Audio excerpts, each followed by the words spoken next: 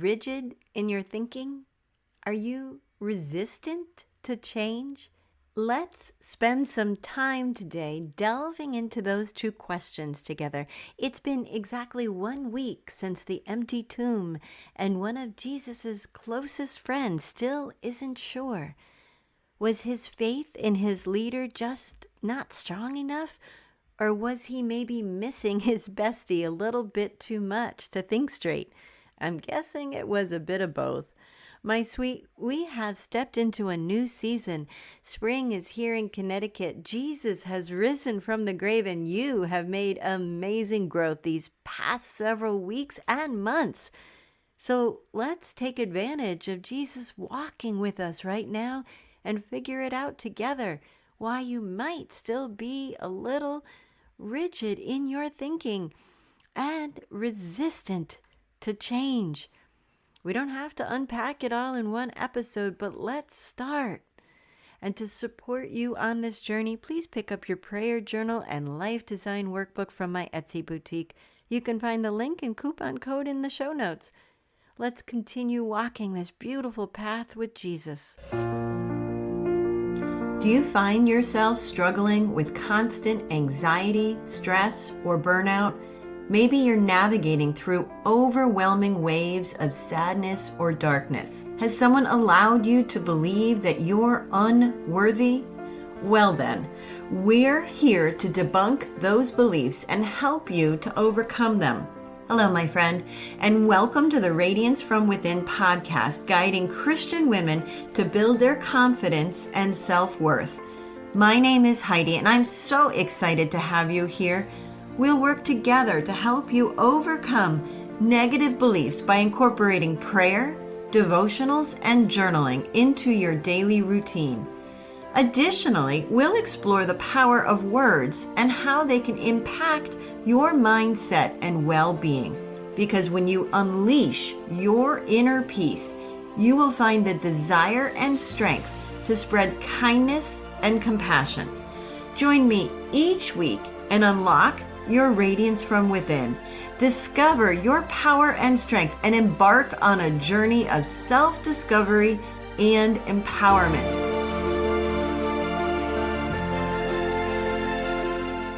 Hello, beautiful. I want to take you back to a scene from the Gospel from John. It's the evening of that first Easter Sunday. The disciples are gathered together in a house, and they've locked all the doors because they're terrified. Their world has been turned upside down. Their teacher, their leader, their friend has been crucified. And now there are whispers that the tomb is empty. And right there in that locked room, Jesus shows up. Doesn't knock. He doesn't wait for them to be ready. He just appears among them and says, "Peace to you." He shows them his hands. He shows them his side, and the disciples are awestruck.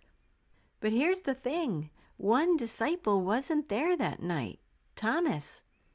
We don't know where he was. Maybe he needed to be alone.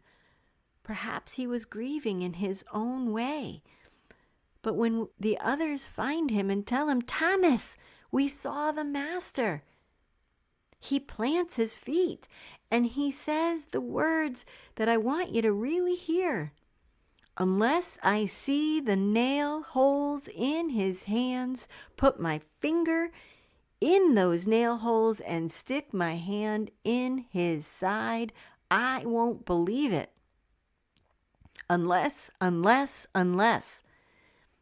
Thomas had decided in advance exactly what believing would require. He had drawn a line in the sand. He had a list of conditions, and until reality matched the picture in his head, he was not going to budge. Does that sound familiar? Because that right there is rigid thinking.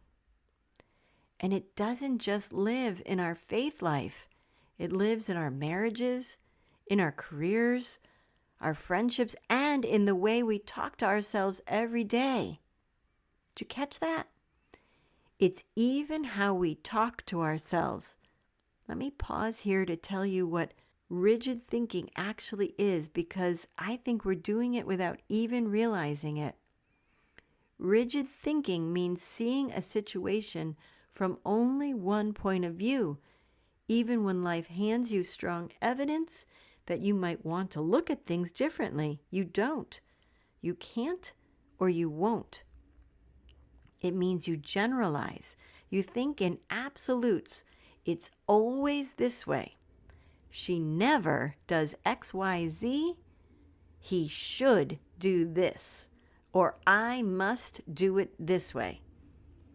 And when change comes knocking, and my sweet, change is always going to knock, whether we want it to or not, you meet it with resistance.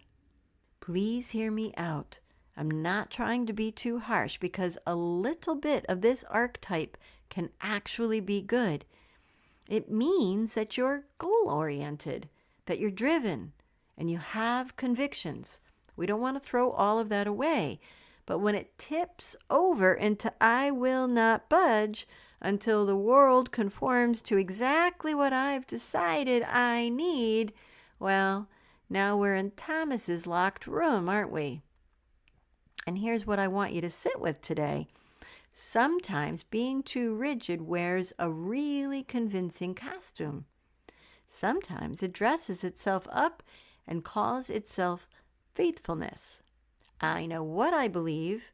I know how God works. I know what the answer is supposed to look like.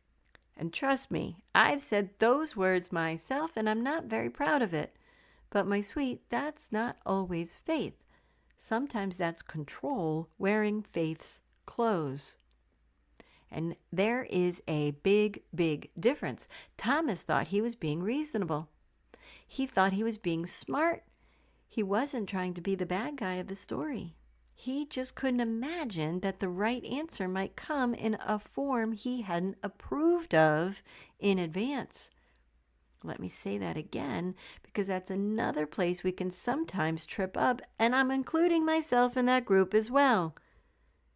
He hadn't approved of in advance. Yes, we're planners, but sometimes we just need to let faith lead. So how do we loosen our grip? How do we soften? How do we become the kind of soul that Jesus is talking about when he says, even better blessings are in store for those who believe without seeing? Well, I have 3 gentle practices for you. 3 small, doable things you can start this week. The first one is presence. Simple presence. We've talked a lot about this through Lent, babe, and I'm going to talk a lot about this again and again here on this podcast. And when you see me out and about doing my workshops and speaking gigs, we need to be present. Present with him, present with ourselves, and then when we wrap ourselves in that beautiful blanket of protection, guess what? We can be present to and for others, because then we don't have to worry. I'm not so great about the worry card, so I suppose I'm preaching to myself here. So let me take a page from my own book. But it's true. So much of that rigid thinking comes from living in the future. What if this happens? What if that happens? What if it doesn't go the way I planned? Or worse, living in the past, gripping onto the way things used to be. That one is for my youngest. But God is not in the future you're worried about. God certainly isn't in the past you're mourning. God is right here in this exact moment with you. So this week, let's do something together, because I'm not someone who just preaches from the pulpit without practicing what she preaches. Once a day, just for 1 minute, stop. Close your eyes. Take a breath and ask the Lord, what do you want me to notice right now? That's it. Then open your eyes and take a look around. What do you see? A butterfly? A bird? The way the light is hitting the kitchen counter? The sound of your own breathing? Or your baby cooing so softly. 1 minute, one sweet moment of noticing. Because when you train yourself to be present with God in the now, you stop demanding that He prove Himself on your timeline. Because I promise you, He has His own clock. Okay, number 2. The second practice is letting God surprise you. And this one is probably going to make you feel uncomfortable. Because if we're being honest, most of us have a pretty specific picture of how we want God to show up.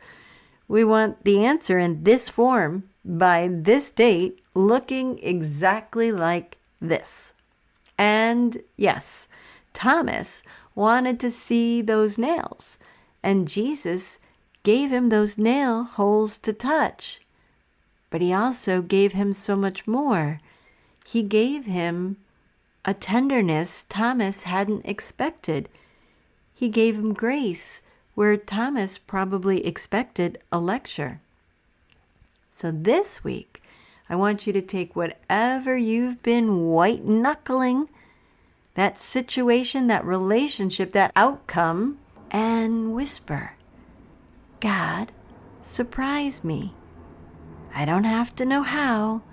I don't have to know when. But please do it your way and surprise me. And then be sure to be open to receive and watch the beauty that quietly unfolds, because again, it's a surprise. So it may not be a grandstand you are demanding.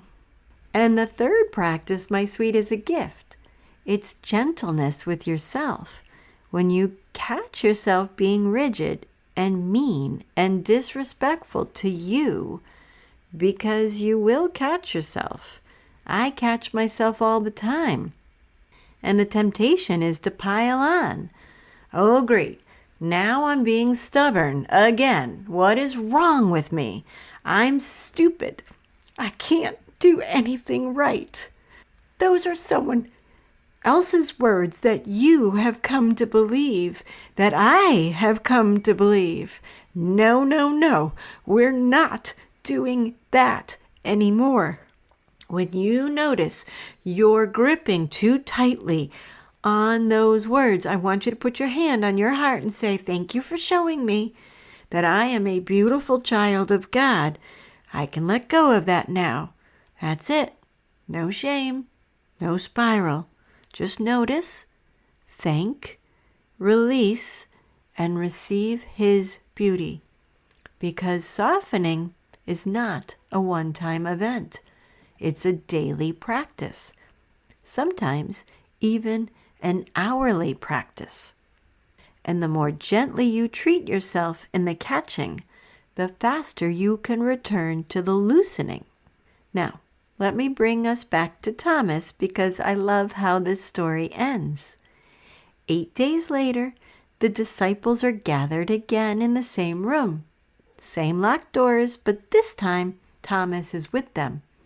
And once again, Jesus comes through those locked doors, stands amongst them, and says, peace to you.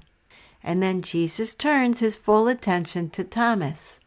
But He doesn't shame him in front of the others. He doesn't say, I heard what you said about me. He just looks at his friends and says, take your finger and examine my hands. Take your hand and stick it in my side. Don't be unbelieving. Believe. Thomas didn't have to chase Jesus down. He didn't have to earn his way back. Jesus came right through the locked door of Thomas's rigid heart and met him exactly where he was. And Thomas, in that moment, says the most beautiful words in the whole gospel. My Master, my God. That's what happens when we let Jesus into the locked room. So will you do that this week, my sweet? Will you open the door just a crack to let that light shine into your heart? Loosen your rigid grip and begin opening up to receive the beauty that you so deserve as a beloved child of God. Now, let's settle in for our prayer. Deep breath in and out. Creator God, this time with you is so precious. We have but a few weeks with you as you walk this earth. Please open the eyes of my heart, Lord. Let me receive the goodness that I so deserve as a beloved child of God. And when I grip onto the past too tightly, when I worry about tomorrow too much, please wrap your loving arms around me and whisper, "Child, it's okay. I've got you." Allow me to crumble in your lap just one last time, Lord. With your grace and mercy, I lift up these prayers with praise to worship you. Amen. My sweet, never forget that you are His. You are loved. You are seen. And there is nothing rigid in you that His gentleness cannot soften. And until we meet again, beautiful, I believe in you. Now, it's your turn. Thank you for joining me on today's podcast. But before you go, a simple request. If this podcast has made a difference in your life, please leave a review where you listen and share this episode with someone who could use a little light today. Knowing my show has impacted your life brings me so much joy. Remember to explore my Etsy boutique to discover the workbook you need most this month. And until next time, my friend, ignite inspiration, spread hope, and dance with faith.